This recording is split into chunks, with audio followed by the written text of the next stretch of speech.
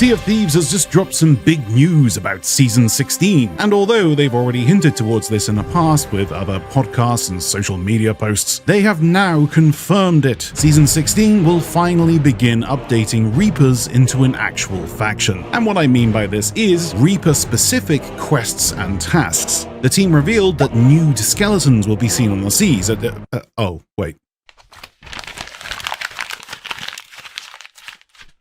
New skeletons will be seen on the seas and land, and will be part of Flameheart's master plans. You see, Season 16 has been dubbed Continuing the Flameheart Story Arc, which was non-existent to start with, but okay, at least we're going somewhere with this now. We will finally see the reason as to why the most vicious of pirates has been sending us underground to go stargazing whilst running to Reaper's hideout the second we hear a cannon shot. Reaper's hideout will come with new on-demand quests which will explain his plans. And what we know so far is Flameheart has been gaining secrets from the Ancients to resurrect the Order of Bone and Blade, a faction of undead guardians. Although we're not sure who these new skeletons are and who they were originally loyal to, we do know that they will be loyal to old Flamey McCrapthrone. But this is as much as we know, or should I say, as much as we're allowed to talk about. Now all this sounds pretty cool, but there is one concept that worries me a little. And bear with me here, and please listen to my point of views and not paraphrase what I'm saying. It's time for a Falcore soapbox moment. What's he going to say? Since this is going to be a Reapers update, and they have stated that the new Reapers missions will have PvP focus, this worries me, as PvP updates have notoriously always done badly in this game. Let me be clear, I am a PvP enjoyer. I live for the broadside. I thrive on tiers. I will 100% chase a sloop from Cannon Cove to the Shores of Gold just because they didn't wave back. So when Rare says, spicy PvP voyages, my brain lights up like a powder keg in the storm. Finally, something tailored for the Chaos crew, content for the criminally competitive, blood for the blood god. See, when you slap PvP-focused updates all over the marketing, you're not just exciting the sweatiest among us, you're also giving the rest of the player base a big glowing neon sign that says, this update is not for you. Let's be real, I love PvP, and I love a good fight, as I'm sure some of you watching will agree, and if everyone was like-minded, that would be amazing. But at the end of the day, my friends, the truth of the matter is, the majority of the player base, the people who literally line most of the gold in Rare's pocket, hate PvP and avoid it at all costs. There's no mincing of words there, that's simply the truth. Let me be clear, this is a sandbox game, PvP will always be a possibility, that's the magic of Sea of Thieves. You're never safe, and that's great, that's the source. But here's the key difference, we don't need a PvP update, we need updates that create tension, updates that encourage interaction, updates that give us tools to make chaos happen, if we choose to. And the proof is there. Remember Season 8? Literal opt-in PvP tunnels. Yeah, cool idea for the 20 crews who are actually taking part, and the other 400 people who are lost farming because they want the curse. Ships of Fortune, flag-based faction wars were meant to focus the PvP and force people to hoard their loot, but no one ever hoards because it's far too easy to gain level 5 and sell before anyone notices you. The arena! I'm sorry.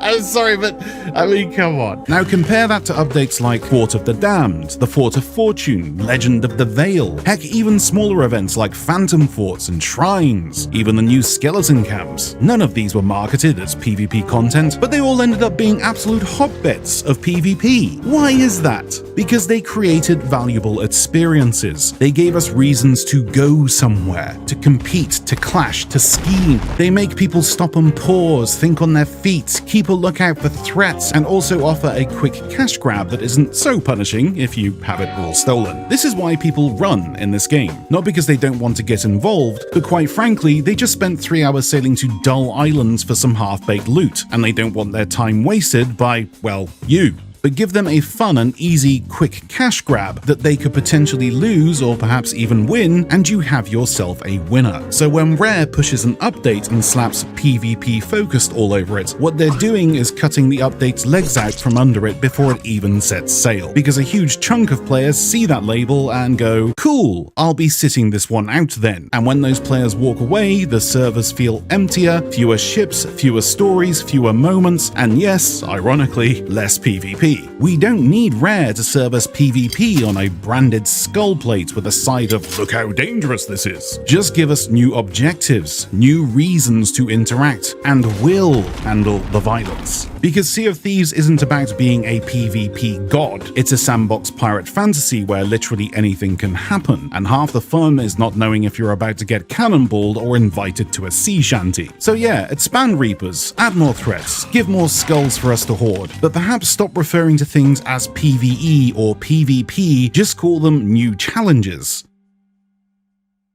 Now, what's interesting is the new missions coming to the Reapers appear to be story-driven, and that's exciting, right? Right? Except, let's be honest, missions in Sea of Thieves can mean a few things. It could be an epic multi-chapter story-driven saga with stakes, twists, and an explosive final. Or it could be sail to N13, dig up glowy chest number 472, get server sniped by a sweaty sloop, log off wondering where your life went. And we've done that. We have really done that. Like, to death. So when Rare says Reapers are getting new missions, my brain goes straight to, okay, but what's the catch? Are we talking actual content here, like maybe the Reapers finally cash in their years of lurking in the lore and we get something on the level of Legend of the Veil, with chaos, betrayal, fire, betrayal again, and a final boss fight that leaves your crew weeping in joy and or panic? Or is it another commendation checklist with glowing breadcrumbs and a sad trombone noise at the end? I really hope not. What Reapers need is drama. They need missions that feels like you've made a terrible deal with dark forces and now have to live with it. And at the end,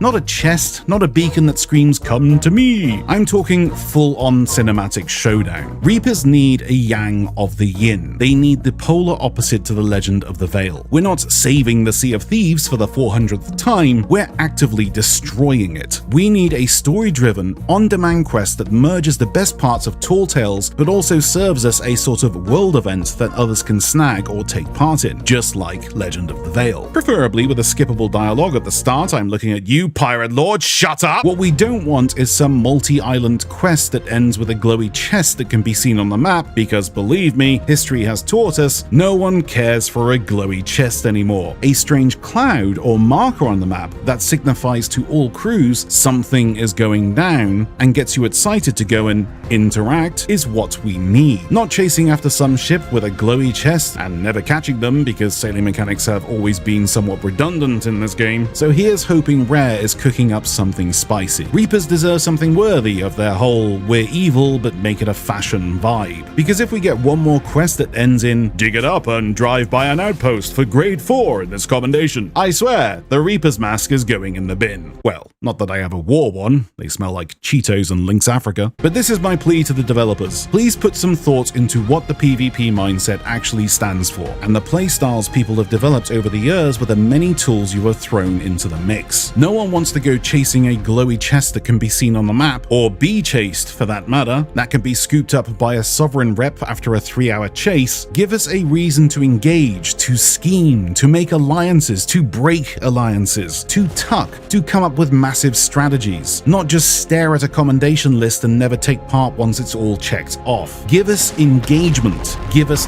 thrills, and give us story.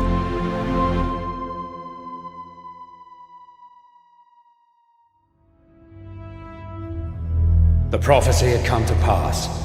The return of Captain Flameheart was now inevitable.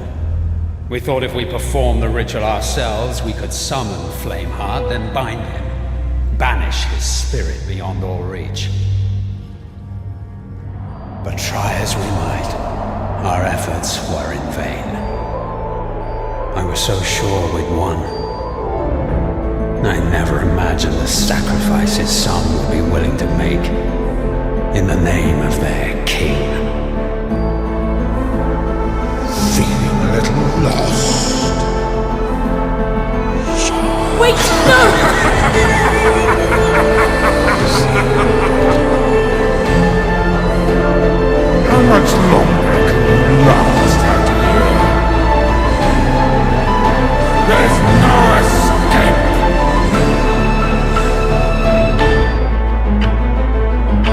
souls of 2 pirates hang in the balance.